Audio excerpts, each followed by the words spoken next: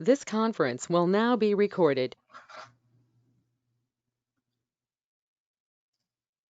I want to thank everyone for joining us today. We know this is not what we initially planned, so appreciate your flexibility. We have a pretty full agenda for you today. We're going to provide some updates first. We're going to review the survey results from the most recent survey. I want to thank everyone that participated with that survey. I know it wasn't a quick one, so thank you for your time. Mary's going to get into some additional points about appearance and we'll get some input on that through a survey that will follow up after the meeting. And then we'll talk about some next steps, and then we plan to end the meeting at 1. Again, thank you for your patience while you adapt and for sticking with us. I know it's not as easy to do this virtually, so really appreciate you sticking with us. We are recording this meeting to send to anyone that wasn't able to attend this meeting, and also for your review if you wanted to listen to the meeting again. We're muting microphones for everyone during the meeting to keep noise down to a minimum, but if you need to, you can unmute your microphone. We're going to be taking a few breaks during the presentation to review questions. If you can, please ask your questions in the chat during the presentation, and then we'll review those questions when we take breaks. After this meeting, we're going to be sending a follow-up survey to document your feedback on what we discussed today. I know it's not as easy as just talking to the meeting, but it's a lot better for us to be able to document your feedback in that way.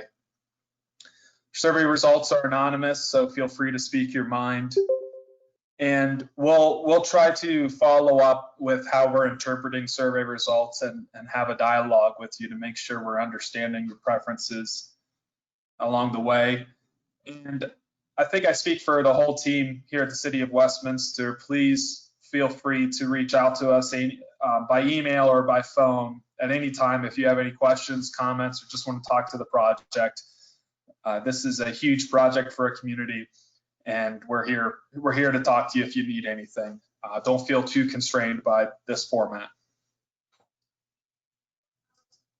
With that, I'm going to turn it over to Chris Gray, our Business Operations Manager, to give you an update about COVID. Thanks, Andrew, and welcome everybody. As was mentioned, a lot has changed since we saw you last, and we hope that you and your families are staying well. The city has some information and resources in case you're interested on our city's website. For those who can see the presentation, you can see the website link there. For those who are calling in, if you go to the city's main page, there is a COVID-19 banner right on the front page that can give you some more information about what's going on, what's open, what's not open, resources for folks. We are providing help to our customers. So our businesses are receiving some federal funds and grants to keep going in this time. We do have some programs for our customers, our residential customers who have lost their jobs due to COVID-19. So if that applies to you or someone you know, please check out the website. One of the things that our city council is recommending going forward, actually next week, is a 0% water and sewer rate increase in 2021. We know that this situation is unprecedented and is having a lot of impacts on our customers, both residential and commercial. And so they'll be voting on a 0% rate increase for 2021 on next Monday. There are 2 meetings to do that. One is next Monday, the 8th, and the following Monday, 2 Mondays from then, the 22nd. We thought that that would be a compassionate response to our community during this time, and City Council has agreed to move that forward.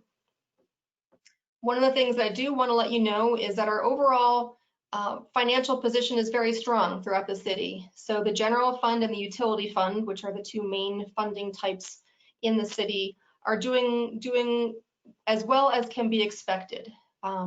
The general fund is obviously going to take a hit because restaurants and hotels and entertainment centers have been closed since the middle of March. And so we are working to make sure that we can keep our businesses going and adjust to this as it goes forward.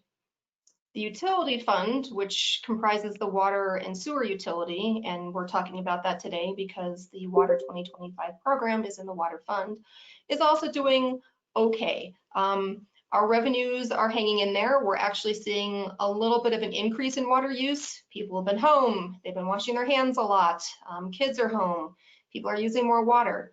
So again, as a reminder, we do have an assistance program for customers who are having a hard time paying their bills in general, and then if you have been impacted by the COVID-19 situation, there is a specific program for that situation.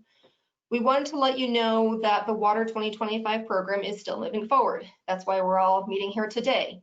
And as a reminder, we've been working since 2015 to identify the most cost-effective and appropriate solution to replacing our aged but trustworthy Semper plant with a new plant in the next several years. We want to make sure that we are continuing to provide you and all of your neighbors and the entire community with safe, reliable, high quality, and compliant water now and into the future. And so our program is still moving forward. So Andrew, if you can move to the next slide, and I'll let Mary and folks take it from there. Thanks.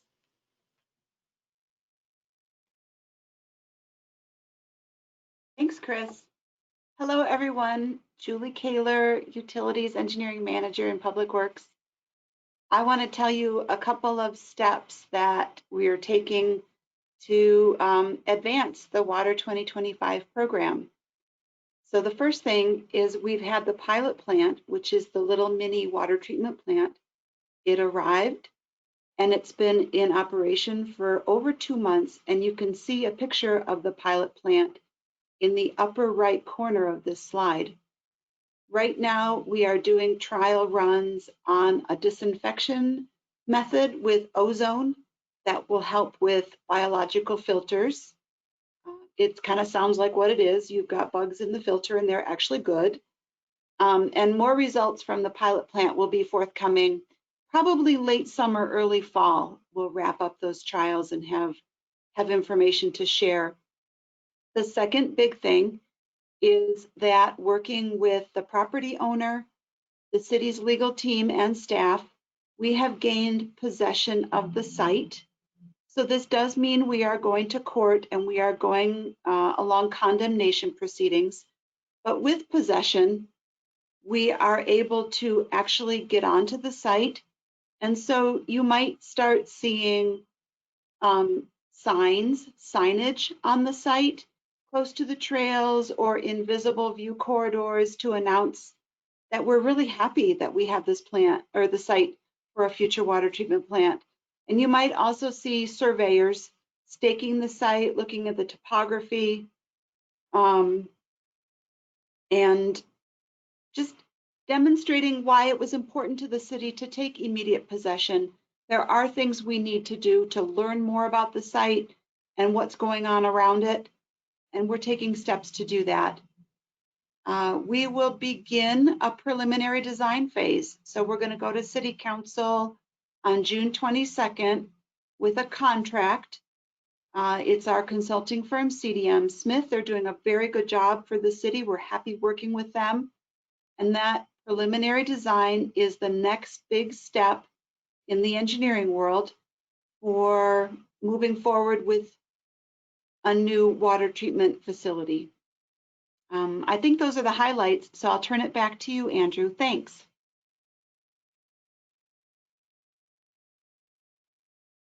Thank you, Julie.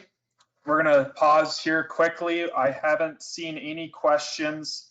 If you're having a trouble viewing people's webcams, it might be helpful to select view who's talking in the menu. I think when you're trying to view everyone, sometimes the video stops and starts. And I think I captured everyone's attendance except for caller number 3. So if you are caller, if you're on your phone and you haven't provided your name, if you could mention your name now or just follow up with an email with me later so I could take attendance, that would be great. But I do not see any other questions at this time. Okay, thank you. Moving on to the next slide. We wanted to provide the results from the virtual tour survey that you completed. Want to thank everyone again for filling out that survey. It was much less fun than going on an actual tour of the facilities, but you guys made it work, so thank you. Next slide is showing the results from the first question. I don't think I'm going to go into every single response for the sake of time, but I'll provide a high level of the topics. First question was, please select your favorite facility by clicking on the image below. There wasn't a very clear winner, but the Northwest Water Treatment Facility, Westminster's own facility on Wadsworth Parkway, did receive the most votes. That's shown in the top image of this slide. There was 2 treatment plants that came up as close follow-up behind Northwest, and that was Arvada's treatment plant, which is the image in the middle, and then North Glen's facility, which is at the bottom.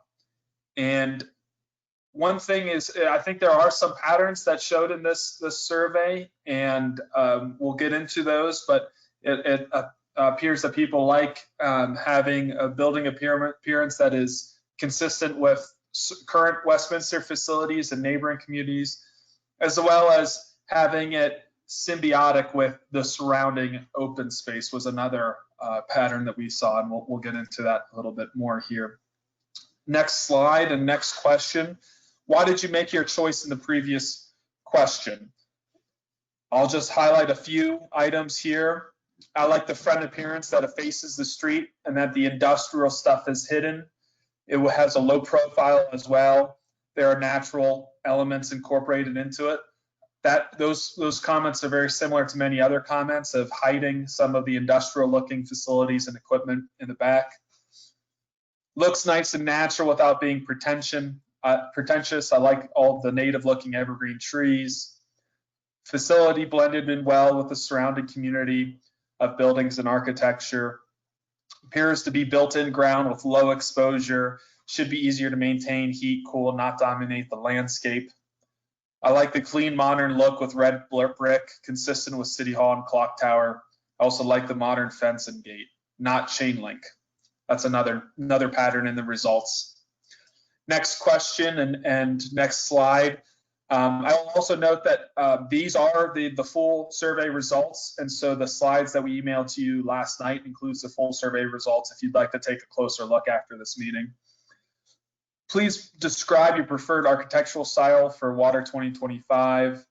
Something timeless, low profile, that's something that comes up a lot. Something that matches nearby architecture, incorporates natural elements. Basically brick, nothing overstated or pretentious, secure but not industrial, a lot of native looking landscaping. Modern style architecture with materials such as wood, concrete, metal, and glass, clean lines and attractive, taking into consideration the surrounding environment and neighborhoods for visual impact and respect to the existing landscape. I love the classic style, but being more timeless, I think a contemporary style with an emphasis on clean lines, not a box, but fun. Lastly, low profile, blends into the area and landscape, uses solar and alternative / reusable building materials, has trees and landscape to buffer its appearance, trails and habitat incorporated. Next slide and next question. What did you like about how facilities interfaced with open space and parks? I like the architectural style that blends in with nature, like the North Glen facility with terracing, or the Consolidated Mutual facility that has trails and benches. I did not go beyond the tour and look at the site plan surrounding neighborhoods and surrounding context to determine what I liked about the specific location. I do know that I did not like the architecture and the public landscape design. I like the interface and yet the facility, and more so the storage areas were somewhat camouflaged or screened behind the park features. I like the walking paths and park features, benches, trees, landscaping. We must support our open space, park, and nature. It is critical to have trees, bushes, and plants. Okay, next slide and next question. What did you like about how facilities interface with open space and parks? Good trails and connectivity was the top response. along with architecture type complements open space character, along with back of house functions were screened with the follow-up preference that landscaping matched open space. Next slide. This is a part of that previous question for some additional feedback. Again, I don't think trails, parks, open space should be a priority for open space. The open space was nice, existing gravel paths. It would be nice to have a paved path that connects up to the Big Dry Creek Trail. We all know that water is becoming more and more costly, so saving a lot of grass and water, so having a lot of grass to water sends the wrong message unless you have a baseball or soccer field. Make sure you have water-wise landscaping. Next slide, next question. I saw there's a question about how many people took the survey. Yeah, I think there was 13 responses, so appreciate everyone for doing that. Thank you, Mary, for answering that. What didn't you like about how facilities interface with open space and parks? Again, some patterns here. People didn't like back of house functions, the industrial looking facilities and equipment showing. That was not preferred. And then also not preferred was little or no setback. So people like seeing the facilities tucked back a little bit further, away from a trail or away from the road. Next question, or this is a follow-up to that same question, just some additional comments. Water 2025 facilities should fit in, but park and open space and trails should not be part of the water production budget. I'd want some setback from Westminster Boulevard, but not so much that it intrudes too much into open space. If the landscape is done well and can be easily maintained, it would be a success story. The landscape at City Hall is well done, other than there's too much grass. Some is good, but there's a lot of great grass alternatives that require less water. Just a few more questions left. Next question, next slide. Did you notice any security features? If so, what security features did you notice? People notice fencing and gates and security lights. What I noticed seemed to be mainly deterrence. I'd like to see something more substantial, something that would stop a planned operation. Someone commented that it's beyond their expertise and shouldn't be a focus on this group. I think that's valid. Security setbacks, access to facilities controlled by systems of security gates, buildings protected by complementary ballards. Notice a lot of fencing and gates. I think any chain link fencing is very unappealing. I think that was shared by many people. I much prefer the look of fencing and gate at Westminster Northwest facility. I didn't see many cameras, but assume you'll need them. Would prefer any strategies to minimize light pollution. Obviously, fencing will be required, but it would be great if it was more appealing than chain link fence. Westminster Tri-State, which I think is an electricity provider on Huron, has done a good job with their fencing, and it's a high security facility. Cost is always an issue, but we don't want it to look like a prison. Next slide, next question. Do you have any preference on fence type for Westminster's new facility? I like the fencing at Westminster's Northwest facilities. It's black. It looks like a wrought iron fence you would find around a mansion as compared to the chicken wire fencing at many facilities that look like a prison.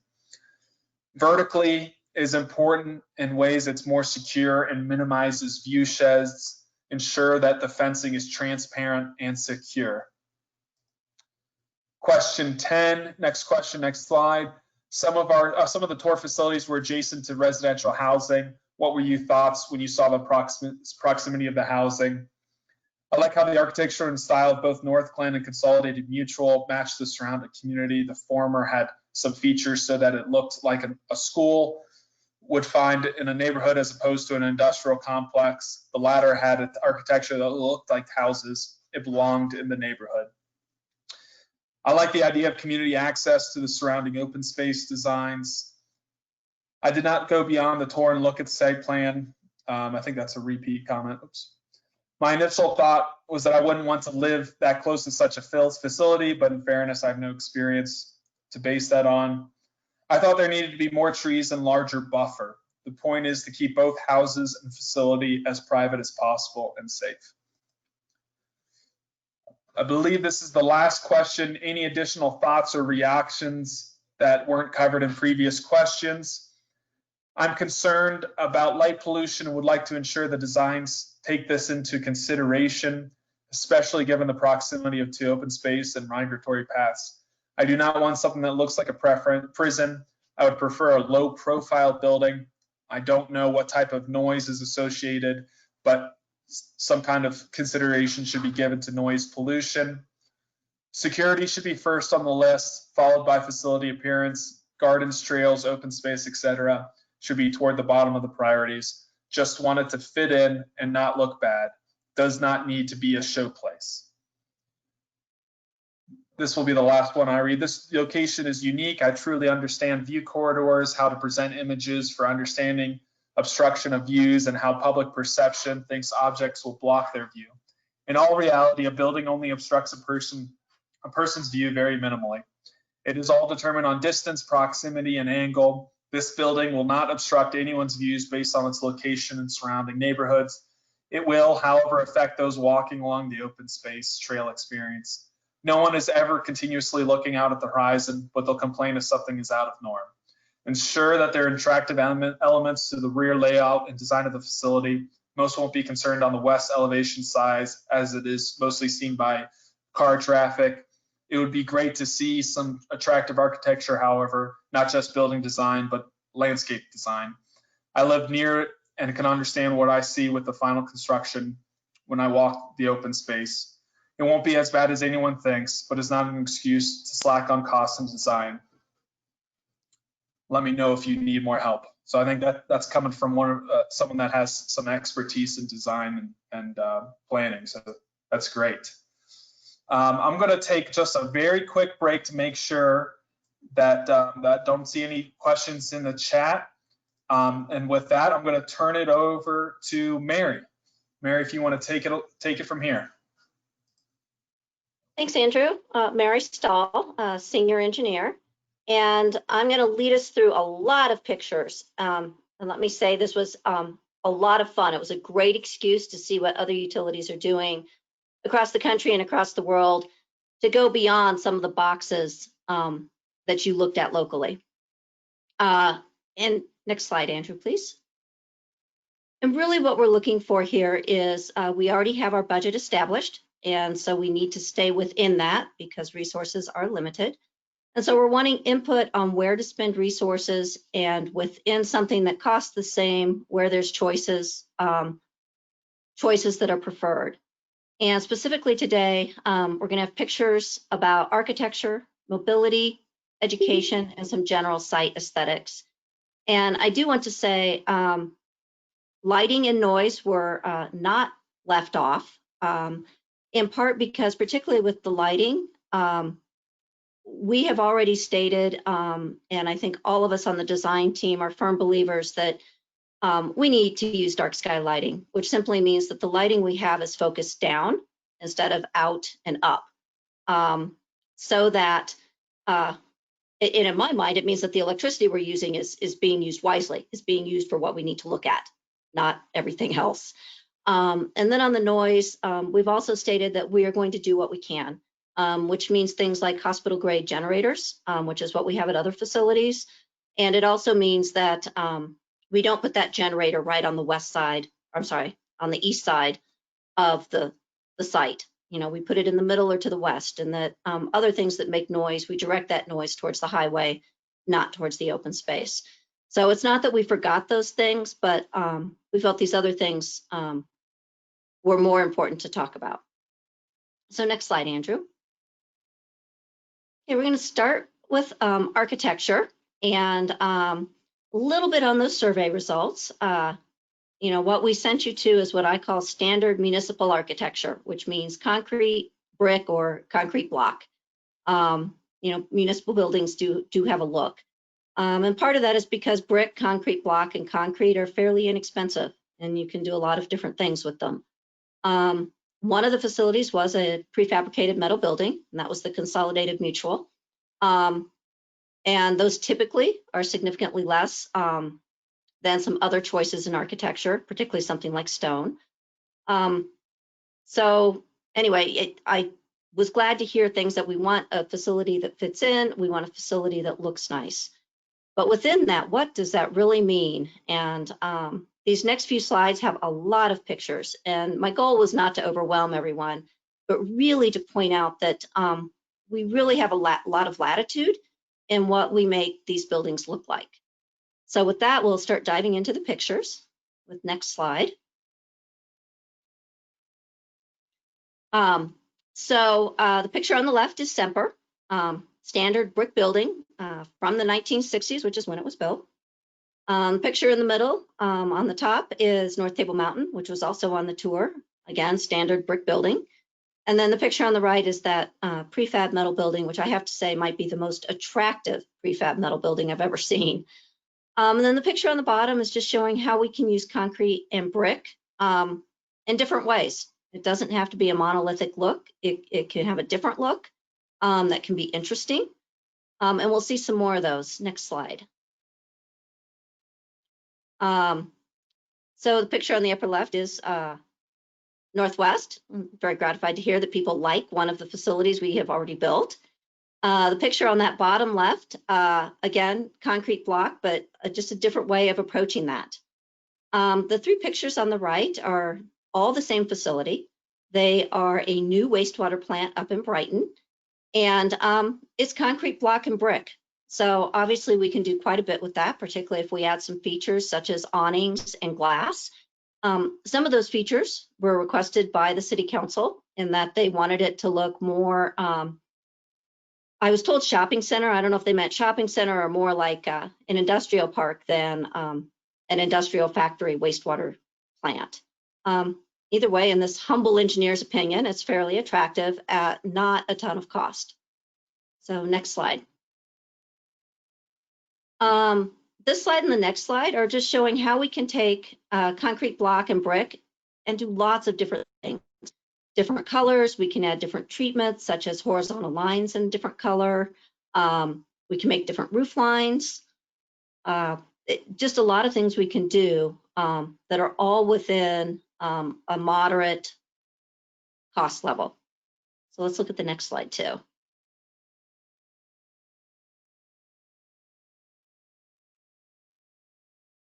And again, more concrete block and brick, and it amazes me how different all these facilities look when their same basic building type is the same.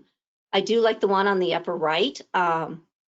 It's because it kind of looks like a school, and I think that was mentioned in one of the survey comments, which is interesting because when I flipped through this one, I was like, wow, that looks just like a school that's near my house rather than a water plant. So next slide. So this slide, we're getting into probably a little bit more cost because there's a few more features. Again, it's probably not outrageous cost. That's my last slide. But we are looking at more varying on the roof lines, more awnings, more glass, not straight lines, facades. The one on the left that has the wood slat facade. But there are ways to make these facilities look less block-like and less industrial at not a lot of cost. And then because I was having grand fun, our last slide are the plants that are really kind of out there. So that one in the upper middle is actually from Hong Kong.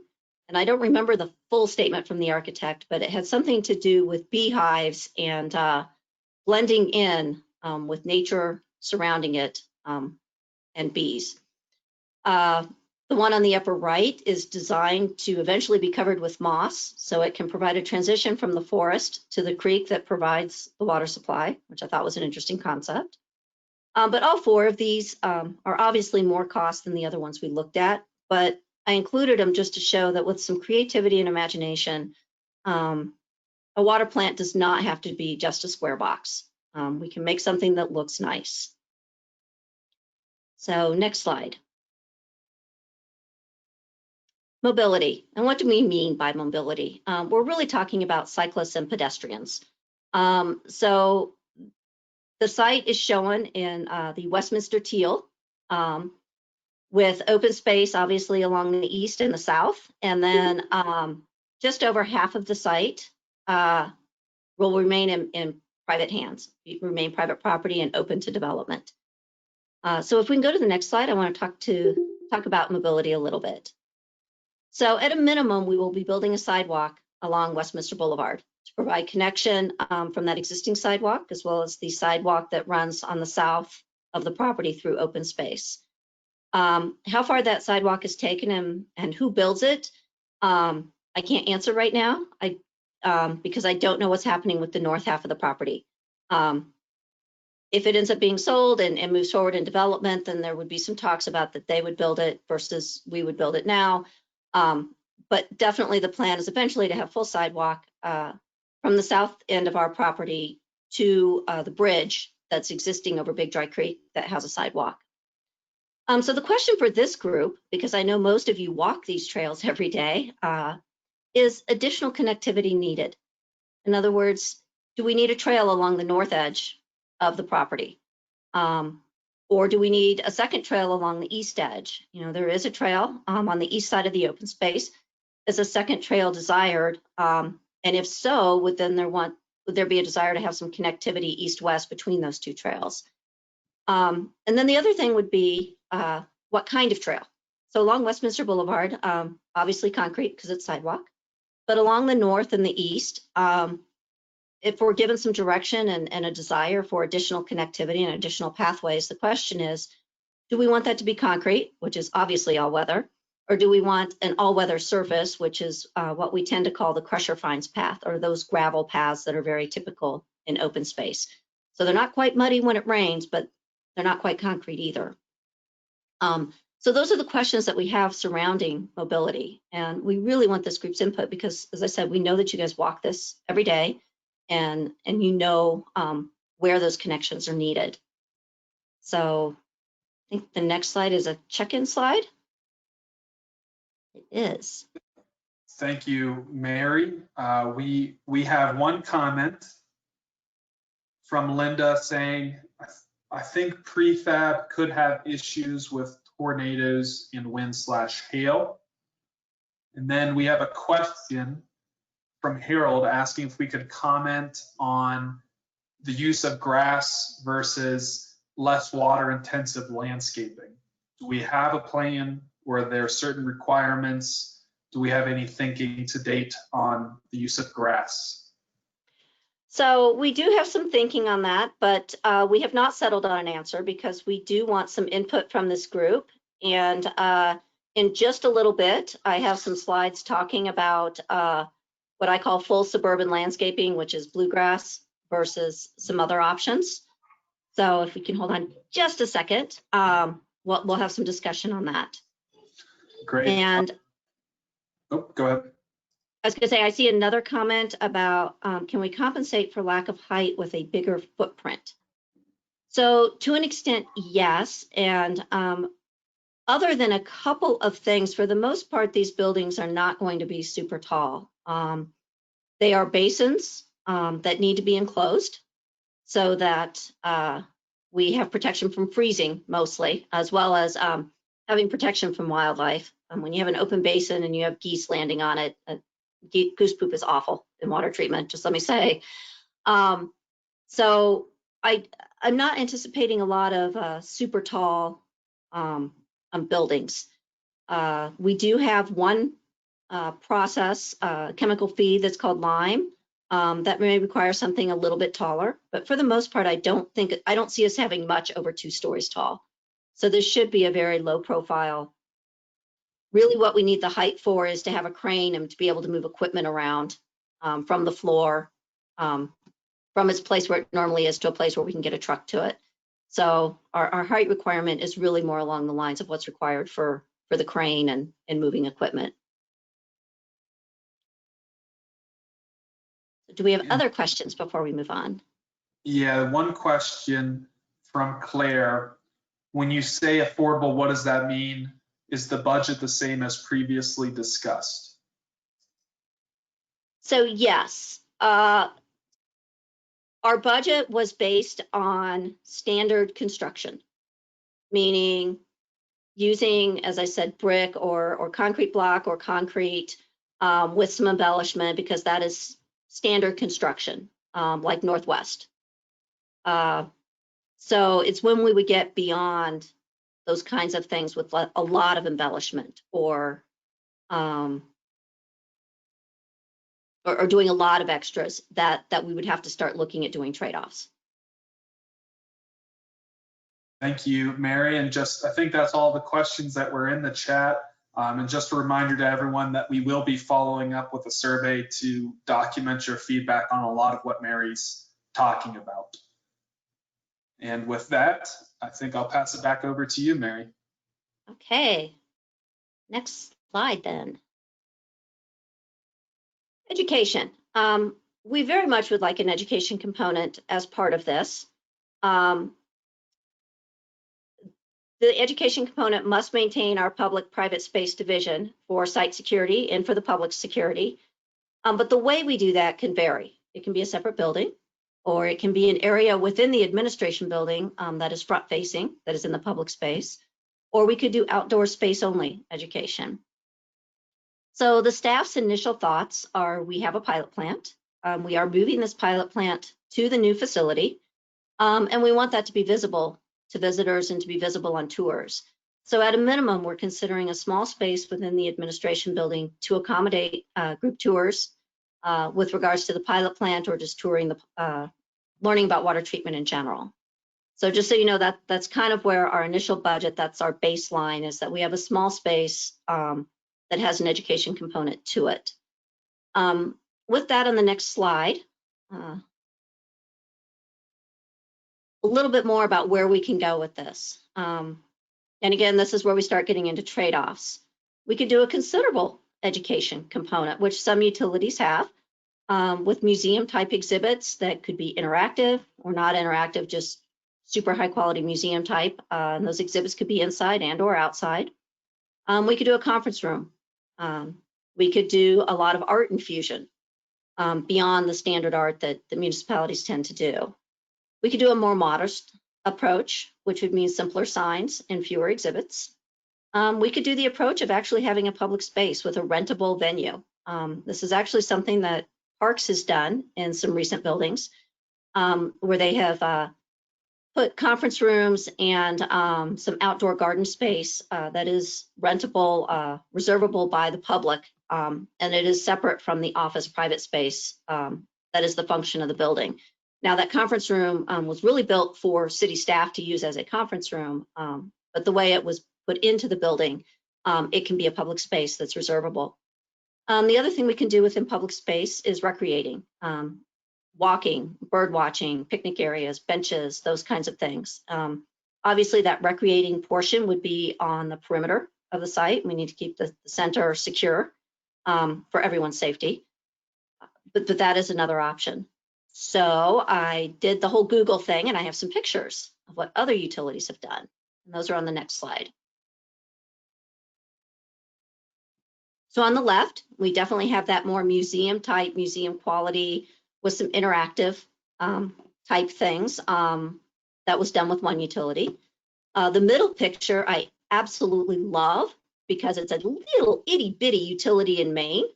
And yet they did this really nice kiosk that looks like any open space kiosk that gives information as to what is behind this facility as you're walking the trail along the creek.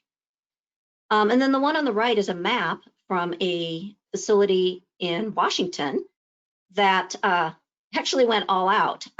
So the treatment plant is in that tan color. And then as a buffer from the plant to the river, I'm going to guess because it's in the floodplain. I don't know that, but I would guess that. They've put in recreation. So paths and picnic benches and bird watching and those kinds of things.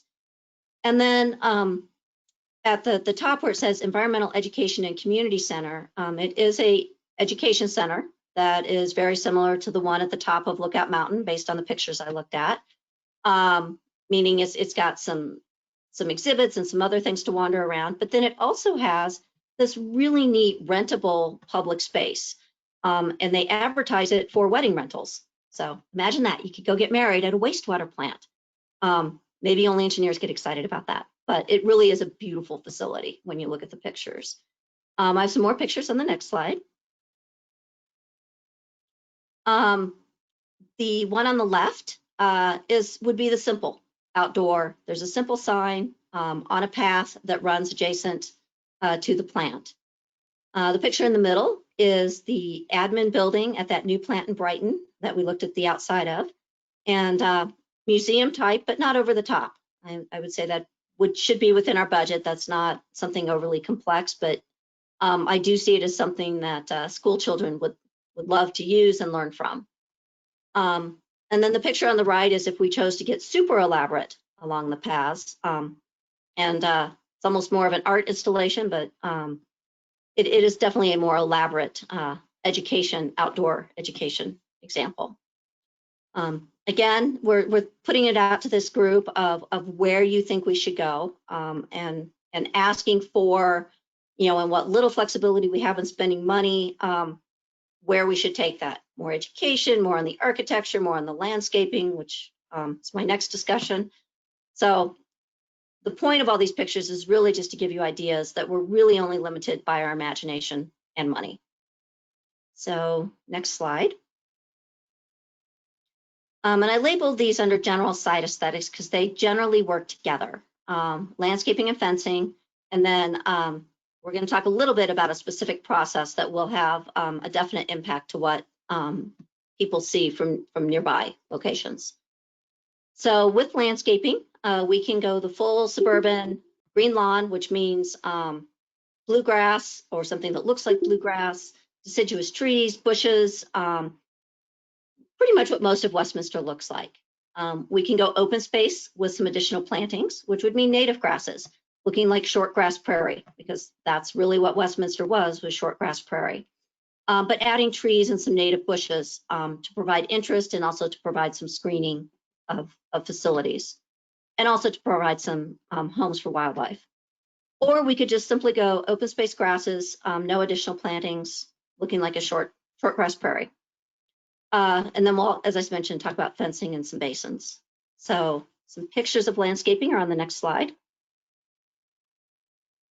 So the upper left is the Arvada plant, and that is traditional suburban landscaping. It's a bluegrass lawn, deciduous trees, deciduous bushes, very formal retaining walls. What we think of when we think of suburban development. The picture on the right is actually from Parker, and it is built near a new reservoir, and it is shortgrass prairie, and that is what they left the landscaping is shortgrass prairie. As I said, just trying to show examples. And next slide for some more examples. And the picture on the left is our Northwest facility again. And again, traditional suburban landscaping. The picture on the right, I had a really tough time finding some good pictures of traditional suburban against a climate similar to ours, but this is what I found. And you have deciduous trees and bushes. A different view off of the road here shows a lot of bluegrass lawn. And I was just trying to give a juxtaposition of the suburban landscaping against native landscaping in a climate similar to ours. So with that then comes also a discussion on fencing, because in my mind, landscaping and fencing work together. So the next slide, we'll start talking about fencing. At a minimum, we do want a see-through material. So which generally means chain link, welded metal, which is more that grid-like, it kind of looks like chain link, but it's more of a grid, or straight metal, such as Northwest. Talking about supports, do we want metal supports? Do we want brick posts? Because we do need posts at some point. And then there can be add-ons from there, such as razor or barbed wire. We can angle things at the top. And then if we have chain link or welded metal, you can put in an anti-climb feature, which is a buckle in the middle. So we have some more pictures. I'm very heavy on the pictures because I wanted to give everyone good ideas of what we're actually talking about. So the one on the left is about as simple as you can get. Tall chain link with nothing additional. The ones on the right are the metal that the survey mentioned liking the look of, that it looked more like a mansion. Those are the top two pictures. And then the bottom two pictures are the same type of fencing, but with additional security measures. with the angle to help prevent climbing or throwing things. And then we have one more slide of fencing. And I don't think I really need to cover this because I heard pretty clear that no one's too excited about a chain link fence, that it looks awful industrial. And I don't disagree with that at all. But I included these because it is an option. All right. Mary, just to let you know, I added the Farmers Highline Oh, fence that they okay. sent, and that's in the top right corner. I don't know if that's the right slide, but I put it there. Okay, no, that is. I thought it looked different from what I'd looked at earlier. So the one in the upper right is an existing facility where we have some more natural fencing. You can see it on the edge of the photo with a chain link gate. Thank you, Andrew. And I'd like to jump in on that one. So it was supposed to be a farm style with the old log just delineating someone's field, but it needed to be a little bit more secure. And so these wood posts and cross beams are backed with a large, probably 4-inch wire grid. And then they do have these chain link for access, but this is over at 90th Avenue and Carr Street, and it does parallel a path, a trail, a concrete sidewalk. So if you're in the area, you could take a look at it up close and personal. Right, thank you, Julie. Right. So I don't think we had any more questions in the chat, but I did remember a question in the survey that I didn't bring up. Someone asked that they saw reservoirs nearby the water treatment plants on the virtual tour, and they asked, do we plan to construct any reservoirs near the Water 2025 site? So we do not plan to construct a reservoir per se. We are debating the need for some pretreatment basins, which would look like small man-made ponds, although I don't know that we'd have to keep them rectangular. You know, engineers love things in nice straight lines. And then the next topic for discussion is how we handle solids. And those will likely result in some type of basin, at least in this initial phase for cost reasons. And I think that's a great lead in to the next slide. But as to a large reservoir, no, we are not anticipating building a large reservoir. Thank you, Mary. So site aesthetics, solids handling. You didn't know you were going to get a little mini lesson on one treatment process today. So why do we have solids handling, and what do I mean by that? So the goal of water is or water treatment is to remove impurities. And many of those impurities are solids. Think of, it's rare that our input to the plant looks anywhere near like this, but think of when you see water running down the street, it's not perfectly clear. There's some stuff in it, it looks a little muddy, and we need to remove those things that are making it look a little bit muddy. And those drop out as solids along with the treatment chemicals that we put in that are specifically put in at a rate to drop out as solids. Those are the impurities. So we need to remove those solids from the water, and then we need to do something with them. How we do something with them has an impact on our capital budget and our O&M budget. The goal of handling them after they've been removed from the main process is to remove the water. That water is a valuable resource, and we want to recycle it back to the head of the treatment plant. In addition, water is really heavy. And so if we're having to take these solids to reuse them somewhere else, we need to remove the water, or we're spending an awful lot of money and energy just moving water instead of moving the solids. So we have really three choices in how we handle these solids. We can do large open basins, we can do engineered basins, or we can do a mechanical approach. And my next slide is about large open basins.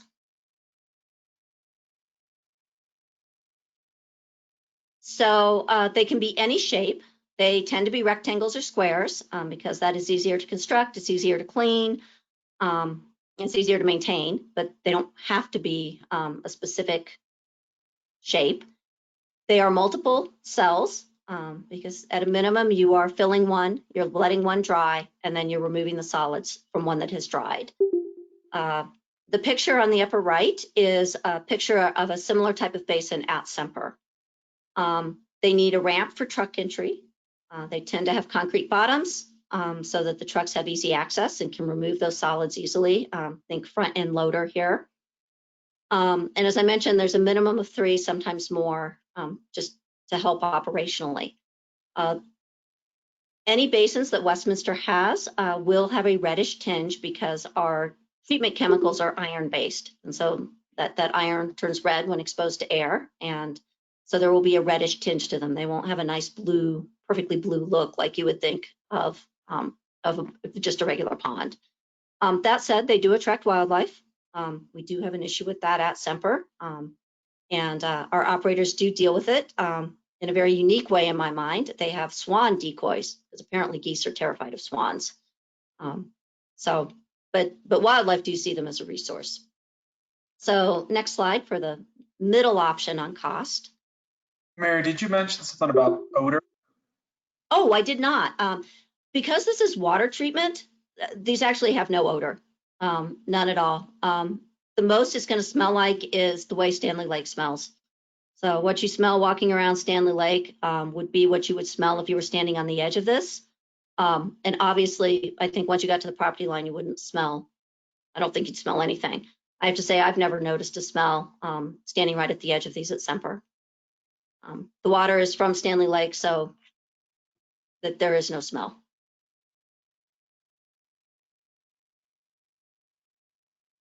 So engineered basins. The concept is the same as large open basins, but there's some engineering involved to make them more efficient.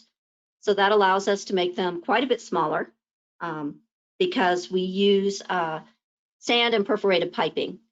If you've ever taken a tour of Coors Field, you will get a long discourse on how fast that field can drain because it has sand and perforated piping underneath it.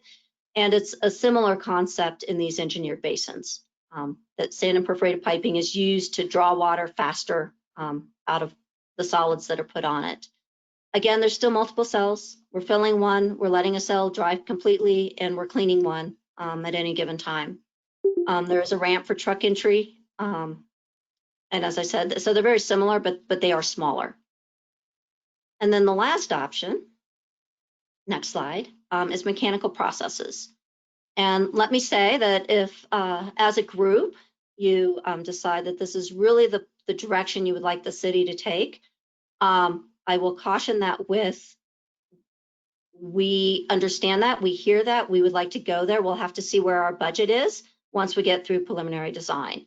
If the budget does not handle it in this first phase, then we will absolutely leave space for it in the next phase. By mechanical processes, we mean that we have equipment, mechanical equipment that is used to press the water out or spin the water out. That equipment is in a building in this climate so that we don't have freezing. But because it is equipment and we are mechanically pressing or spinning, it is the most expensive of the options to construct, and it is the most expensive to operate because it uses far more energy. Well, because the others don't really use any energy. They use gravity and the sun. Mechanical processes, however, do have some advantages. They do provide a more consistent product for reuse. And instead of it being, and it's an ongoing product to send to reuse versus batches like it is with the basins. So as I said, if this group sends us in this direction, we absolutely will see what we can do in phase 1, but I can't guarantee that we have enough money to get it built in phase 1. So we would absolutely make sure that it has room for the next phase of construction. So next slide. I think we should check in on chat before we move on to next steps. I think that's a good idea. We received one question asking if we could set up some type of survey question or help the group prioritize preferences for landscaping, fencing, architecture, etc., based on cost. And I think that's a great idea. Do you have any thoughts on that, Mary? I also think that's a great idea. I think that I want to make that step 2. I want step 1 to just really leave it free form. If we'd met with you in person today, we'd be hearing back and forth from you, which is just really hard to do with this many people on a video chat. And we'd also have, like we did the first time, giant sheets of paper where we'd be writing down all your thoughts and all your ideas. And I want to get that before I formulate a survey. So I absolutely love the idea.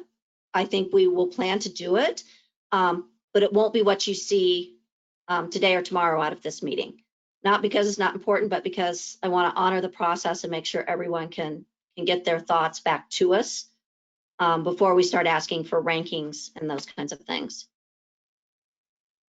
And that question came from Harold, and he thanked you. Another question from Matt asked which option is best for the long term. I think he's referring to the solids handling part. May cost more upfront now, but what has the least issues, least operating costs long term? So least operating costs long term are those that use the free energy, which is gravity and the sun. But as I mentioned, it can be more difficult for reuse of the solids because it comes in a batch. It may not be quite as dry, it's not as a consistent product. And most utilities are trying to move towards mechanical, in part for that reason. But that said, it comes down to, do we have enough money up front to put it in? Another question on a related subject, Patrick asked, are there any issues with bugs like mosquitoes or gnats? I think he's referring to those open basins and the engineering basins. And is there any concern with bugs with the open water, and is there any impact on the nearby housing? That is a great question. In general, there does not seem to be with those facilities that have them, including Sempers. Although Sempers has a lot of input, we don't let those dry as much because they're used for a slightly different point in the process. So that is something that we can deal with if needed, if it becomes an issue, by making sure we're breaking up the surface of the water. And we can do that in ways that doesn't impact the settling of the solids, which is a slower process. But the best way to keep bugs and stuff off of water surfaces is making sure that you break up that surface tension on the water. Just like at your house. If you have a pond at your house and you have a fountain that you run a couple times a day, even, you don't even have to run it all the time. That's all it takes to keep the bugs away. Thanks, Mary. And thank you, Patrick, for that question. That's all I see right now. I will let everyone know we're very close to the end of our slides. And so maybe if you have any last questions or comments, put those in the chat now, and then I'll right before we end the meeting, I will go back to those. But we're very close to the end here. In terms of next steps, we're going to follow up this meeting with the recording of the video as well as a survey to document your feedback based on what we covered. And I know this isn't a lot of fun, but it's what we thought we could do given the circumstances of COVID-19. But we're likely to be sending you more additional surveys over the summer. As Mary and Julie mentioned, they are in the process of proposing to City Council to hire the engineering firm that will be doing the design work, and we'll be giving them all of your feedback. And I'm sure there's going to be additional questions that Mary, Julie, and others identify that we need to hear from you. So please bear with us through the summer while we have some additional surveys and questions for you. Our next meeting will be the first Tuesday in October. We initially planned for this to be in September, but based on the timing of getting the engineering firm on board, the design firm on board, we felt like October would be best because we want our next meeting to be presenting concept plans for you to review. And then following that meeting, we're going to document your feedback, incorporate it in the concept plans, and then we're going to present that to the broader community and hope that you can join us in that and be part of the conversation with the broader community, and we'll have a lot more information about that. And again, just, you know, it's so important for us, and we're so thankful that you're spending time with us, and many of you are going to be direct neighbors to this facility. So at any point, feel free to call any of us or email us. All the staff involved in these meetings are copied on the emails we send out. And I'll send out an email with a phone number as well that we can call when we follow up with the survey and recordings. And with that, I don't see any additional questions or comments in the chat room. Mary, Julie, or Chris, is there anything else you'd like to say?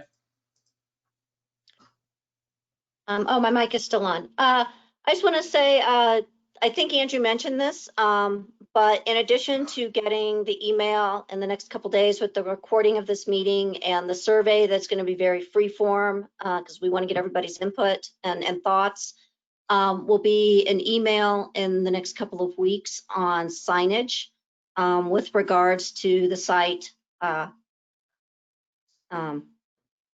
Yeah, just so so expect more than one email. Thank you, Mary. Yeah, I forgot about that. Julie mentioned installing some construction signs just to let people know where the site is, and we'll be sending the design of those signs out to this group prior to install.